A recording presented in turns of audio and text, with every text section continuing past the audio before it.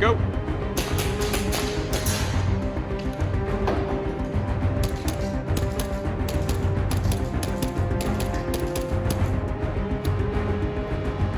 Shooter ready. Stand by. Go.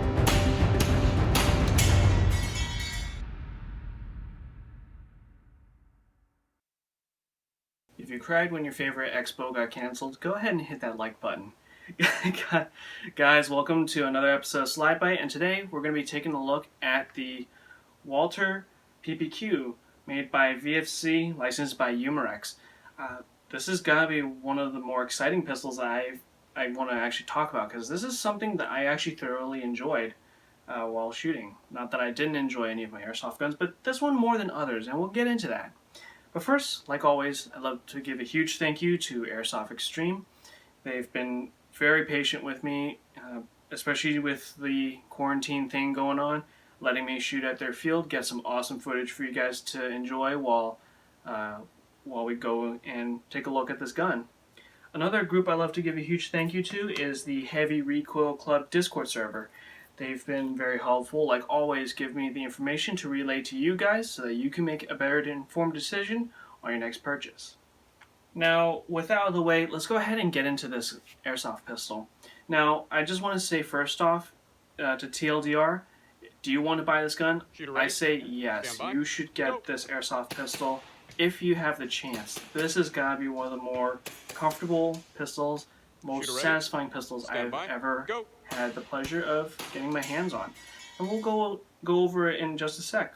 But first, like always, let's go ahead and take this to the table, and I'll take it apart. There's actually one funny little quirk about this gun that I didn't know. And let's go ahead and take a look at it now. Alright, so out on the table we have our VFC Umarex Walther PPQ. So first thing that you'll notice is I have it in this pretty cool looking two-tone. How this gun is made materials wise, it's got a metal slide with metal internals, polymer frame like you'd expect for most modern striker fired pistols. It's a pretty decent setup actually, truth be told. Because it is a licensed product, it has all the appropriate trades that you would find. The PPQ logo on both sides, and it actually has the Walther logo on both sides as well. Locations is kind of off, but for those of you who are collecting airsoft guns just for the trades, this is a huge plus for you guys. Trying to get the light on it, you have Walther right here, you have the PPQ logo on both sides of the gun. Unfortunately, you do have the giant paragraph of text on the slide right below the ejection port, but you do have that nice little Walther logo printed on it right next to the ejector.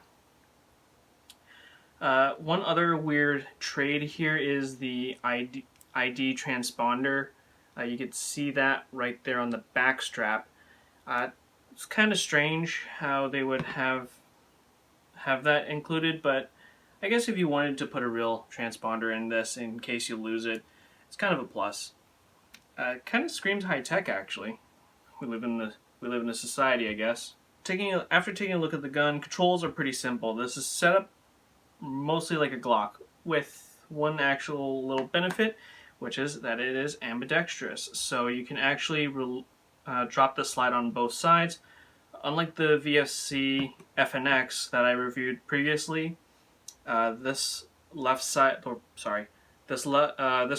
actually works just as effectively as the left side. So for those of you who are offhand shooting, this is a perfect gun for you guys. Okay, so gonna quickly take a look at the mag. So the mag is a 22 rounder, your box standard gas magazine. Has Walther logos printed lightly on the side. You can't really see it unless it's in pretty good light, but the fact that it's fully licensed is quite nice.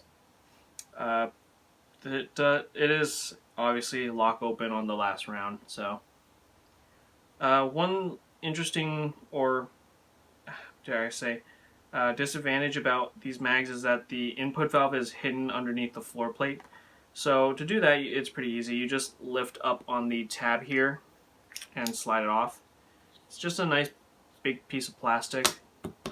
Feels kind of actually feels kind of tough. So it does have the Walther logo molded into the bottom of the floor plate there. Again, no hole, which is kind of a shame, but make reloading this so much easier. And there's your input valve in the same location like every other airsoft pistol. One thing to note is that the lips holding in the floor plate are kind of thin, so bear in mind when you drop this, it may break. Okay, so now that we've gone over the magazine and the trades, I'm going to just quickly field strip it. There is one interesting quirk about this, and for those of you who already know, it's that you can actually convert this gun to full auto quite easily. So to do that, let's just go ahead and field strip it. We're going to push down on these tabs and then just move the gun's slide forward. Come on. There we go. A bit stiff there. Gonna just remove the recoil spring. It's actually quite strong, so just gonna let that roll. Pull out the barrel. A little bit tight. The fit and finish on this gun is actually pretty tight, so just be aware that if you scratch the paint job a little bit, that's gonna be normal. So I've seen the videos on how to convert this to the full auto. It's actually pretty easy. So there's this little plastic tab here. You can actually see it jutting out right where this part is. If you cut that part, it allows this to slide to the side and bring the gun to full auto. So essentially, in a way, you get two pistols in one with minor conversion. Okay, so that's our field strip gun. That's pretty much it. This is a very simple gun to take apart, field strip, maintain. Generally speaking, most striker-fired pistols are. Most pistols are, in general. They all follow roughly the same way of field stripping. So I'm going to go ahead and put this all together, and I guess while we do that, let's just go over some interesting things about the gun. So as it stands, there's actually there isn't really much to talk about on this gun. It's a pretty well-behaved pistol. Just gonna go ahead.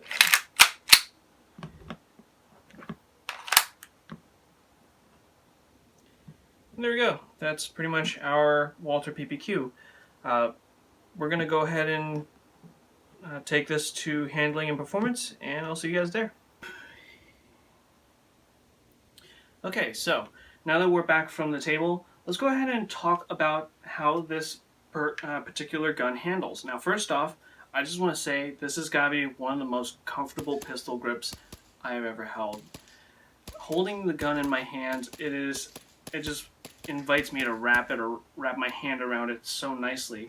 Now, I have pretty small hands, so me being able to wrap my thumb around this quite nicely and quite comfortably, and being able to reach that magazine release quite easily is already a bunch of points in my book. It's a very comfortable pistol grip, and the checkering on this, while not aggressive, it does allow you to grip it quite easily. Aside from that, the trigger is very nice. So just like the real steel version, it has a pretty light trigger. Now let's just go ahead and quickly just pull the trigger on this one real fast. So there's a bit of creep, then you hit that wall. Quite a nice wall there. Quite light. I feel like that's about a couple pounds.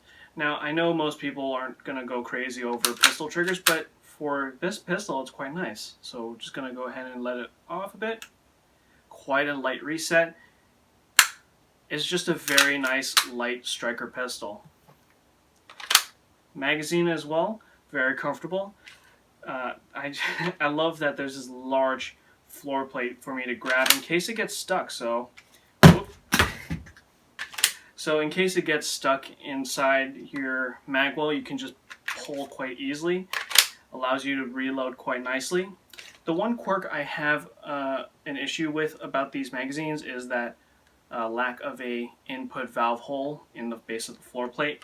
Requiring you to take the floor plate out is kind of annoying, but I have seen extra floor plates that actually have that pre-drilled hole, so that's more of a minor issue, especially because this is the mag that comes with the gun. Now, aside from that, I like the current, I guess, serrations here for you to grab the back. The one issue I have is that the extractor gets kind of in the way here, so if you're grabbing it, This actually feels kind of smooth, and it feels like you're gonna lose your grip on that. Minor issue, but it does have the front here for press checks. So ambidextrous slide release actually works on both sides. So what that means is that on either hand shooting, you can drop the slide on any side, and there's no play in it whatsoever. This is a very high quality gun in terms of fit and finish. Breaking it in so far, it's performed admirably. I haven't had that many issues, if any at all, with, and I expect not, especially because it's such a nice handgun in my opinion. Shooter ready? Stand by. Go. Now, in terms of performance, this is actually pretty nice, actually. So you think that it would go all into looks and no bite. This actually has a best of both worlds. So because of that light pistol grip and trigger,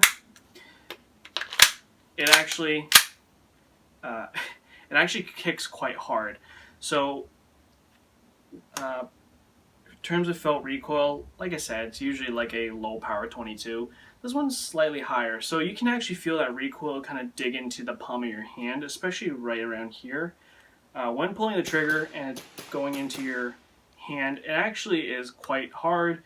It's quite nice, actually. It's not overpowering like a Deagle, but it's not exactly a pushover. So you definitely need a bit of, I guess, strength when pulling the trigger on these and just kind of fighting that recoil. But overall, recoil on this is quite nice, especially given that it's airsoft, so you're not expecting real 9mm. But it comes pretty close to giving you that immersion. Aside from that, the performance on this is about 280 average. This was chronoing with .25s at about 70 degrees out in my backyard, I guess, with my chrono, which is perfectly decent for a handgun type of airsoft gun. Shooter ready? Stand by. Go. Overall, it just performs perfectly.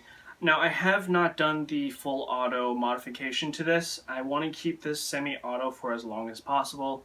But from what I've heard in terms of the full auto modification, it is kind of spotty in terms of how well it works. From some, I've heard that it works pretty well. From some, I heard that it sticks, sorta. It entirely depends on, I guess, how well you did the modification. And I think VFC knows about this because they offer a like 45 round extended mag for this. So the option for using this as a speed QB gun is totally there, and I guess I could see the appeal for that type of style of play, but it's just not my cup of tea. Overall, in the end, do I recommend this gun? Oh, hell yeah. This has got to be one of the most comfortable pistols I've ever used. It reminds me of a VP9 in that sort of handguard type of way. The recoil on this is nice. The trigger on this is light, crisp. There's a nice break to it. And the slide release, oh man, this has got to be one of the most comfortable pistols I've ever used. And I highly recommend it to anyone looking for a new airsoft pistol, really. That's pretty much it for this video. I'm glad that you guys stayed along this far. 100 subscriber milestone, like I said, I'm going to be wearing a maid outfit, that sort of thing. If you guys are curious or have any questions, comments about this certain gun, please let me know in the comments down below. I always try to respond to the comments if you have any comments, concerns, like I said. With that, that's pretty much it. Thank you for sticking around this far. Take care, and I'll see you guys in the next video.